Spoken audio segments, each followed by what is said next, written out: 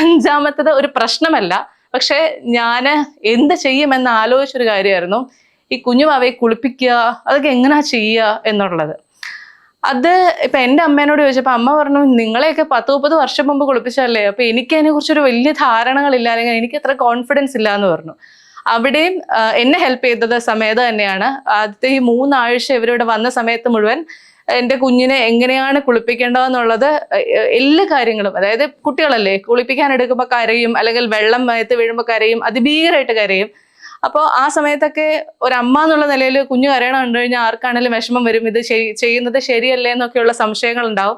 ആ സമയത്തൊക്കെ ഇതിനെ എങ്ങനെയാണ് ഡീൽ ചെയ്യേണ്ടത്, ഇത് എങ്ങനെയൊക്കെയാണ് കരയാതെ വളരെ മിടുക്കനായിട്ട് അല്ലെങ്കിൽ മിടുക്കിയായിട്ട് നമ്മുടെ കുഞ്ഞിനെ മാനേജ് ചെയ്യാൻ പറ്റുന്നത് എന്ന് എന്നെ പഠിപ്പിച്ചു തന്നത് അവരാണ്.